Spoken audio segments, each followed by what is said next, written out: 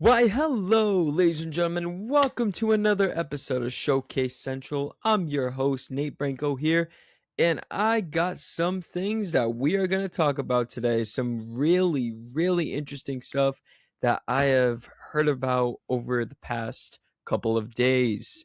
We have some rookies slugging like Murakami, and I'm loving it. We have some young kids getting called up, and we have a rumor going around in the league. Hmm. That's something we're going to talk about here today on Showcase Central, so stay tuned. And for the first topic we're going to talk about today, we're going to talk about Minataka Murakami in his solid rookie season. I will say this, guys. The White Sox have been really irrelevant for just about the past few years. I know they had that one really good year in 2021, and they were fun to watch. Just for them to get booted out of the playoffs by the Houston Astros. That was something that shocked me. But ever since then, they have not lived up to expectations. They've more been seeing the bottom of the league, and they've been seeing a downgrade in attendance as well. But I feel like this past off season, they went deep into the free agent pool and they went international. They went and grabbed Japan's own Minataka Murakami. So let's talk about him real quick. Minataka Murakami has an average of 235 with 17 home runs, second in the MLB, 32 in RBIs, top 10, and an OPS with top 10 being 934. Let me tell you this. He's had an incredible season thus far. He really has. I've been catching him in clips. He's a lot of fun to watch. That first baseman has a lot of power. He's going to cause some wreckage in this league, and he's only 26 years old. He's a little older than me. I feel like he's definitely on pace for 60 home runs in his rookie season. And in my opinion, he's actually probably the one thing that's actually keeping the White Sox afloat. He's keeping them actually watchable and just a little entertaining, especially with the talent, the youth talent that they got on that team, like Colson Montgomery, and they got Miguel Vargas. It's actually tolerable to watch them, and they actually have somewhat fans actually coming to watch them in attendance. Crazy stuff. It's crazy stuff what happens when the front office actually do something.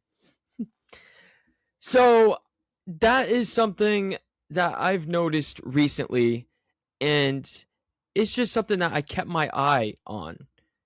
I hope he does really well in this league, and don't be surprised if he is actually an entrant into the home run derby this season. I actually had Minataka Murakami winning the AL Rookie of the Year. And as of right now, it looks like he's taken that trophy home. All right, let's go to the next topic. And we're going to stick on the young guys. So let's talk about Cole Emerson. This dude made his debut last night. This dude is a highly touted prospect for the Seattle Mariners. A top 10 guy, rated number 6, but he is number 1 in their farm system. Aside from the prospects that were called up this year, such as Bryce Eldridge from the Giants and Kevin McGonkle from the Tigers, this dude, I feel, is going to be really good. Emerson actually, before the season, he was the first player in the MLB to actually sign a 8-year, $95 million contract extension, and he has 0 service time in the league. I remember when that happened, I was actually blown away because I'm just like, wow. Usually I am not like a crazy fan about that, but at the same time, I see why they do it.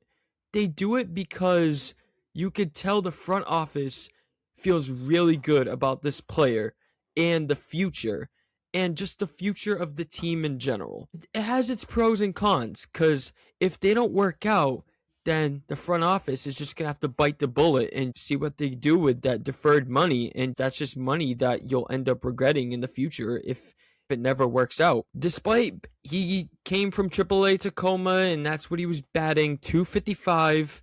But I feel the real reason he was called up was not only his performance in AAA, but Brendan Donovan was injured and taken to the IL, and so he was called up, of course, and I feel is going to end up playing some shortstop, maybe even mixed in with some second, since Brendan Donovan usually plays second base. And then you got JP Crawford, pretty much the longest tenured Mariner on that team. I feel like that's a guy right there whose time may be up.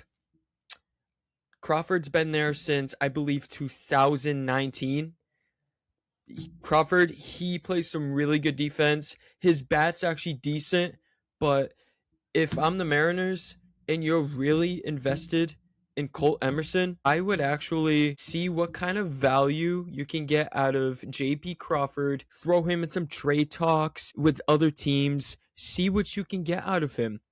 If you're really serious about making a run to the World Series and contending in the playoffs, see if you can get another starting pitcher. See if you can get somebody from the bullpen. I know Andres Menunos, he's their closer.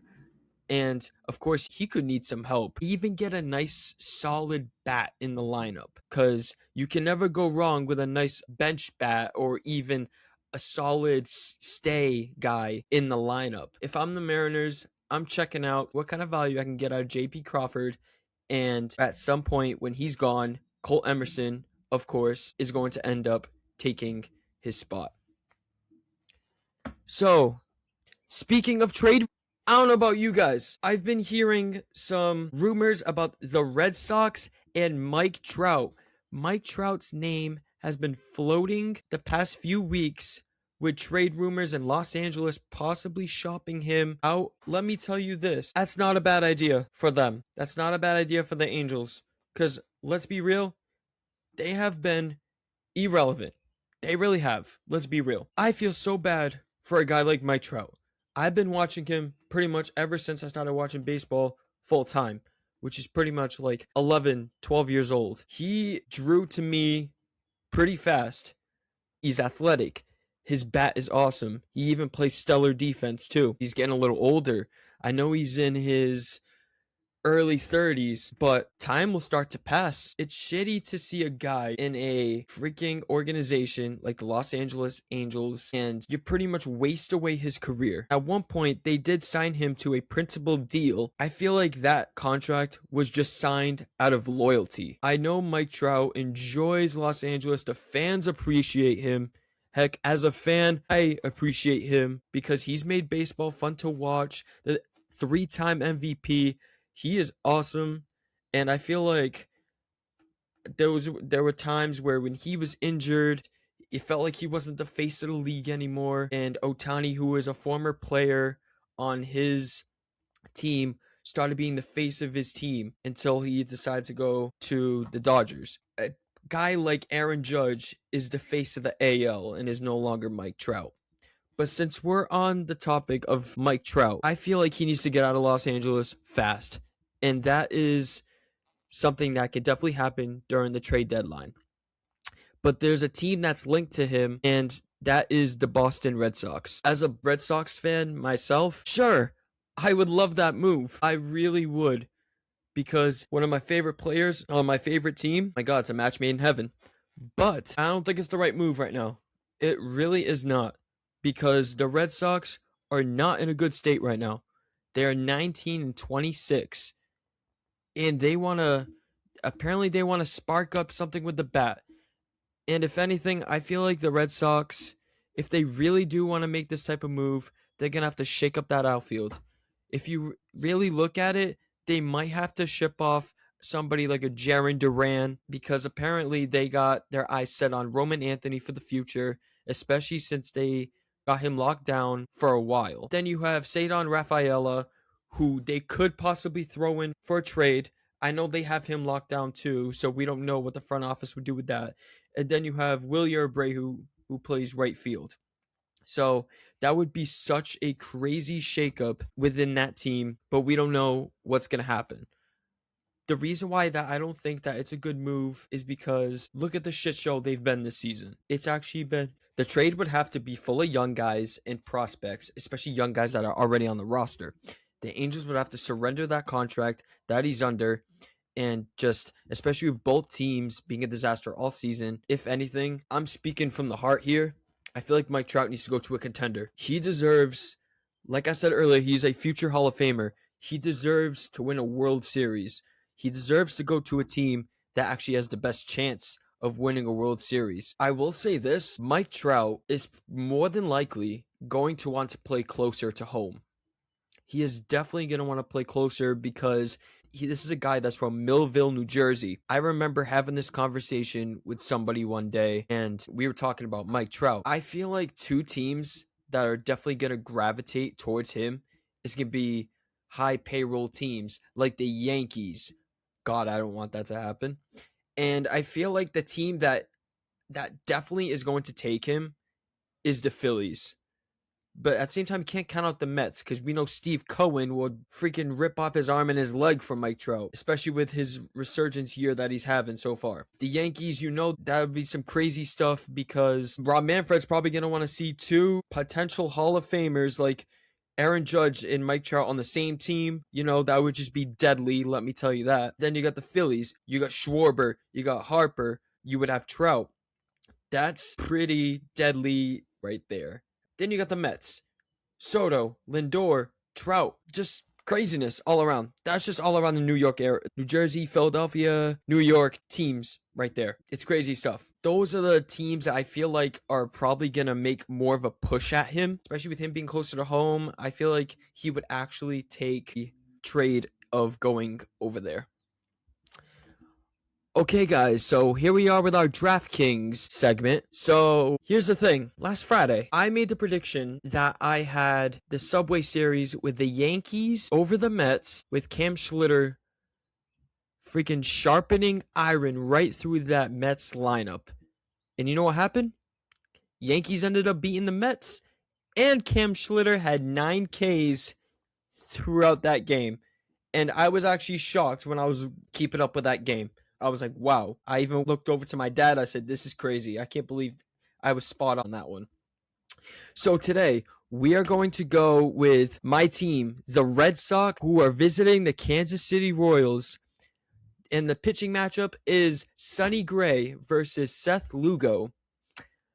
I have the Red Sox over the Royals, and I have Sonny Gray with 5 over on Ks, 5 strikeouts and above. I will see you guys on Friday with some more news, updates, rumors, and even DraftKings talk. All right, guys, take care. Have a blessed Monday.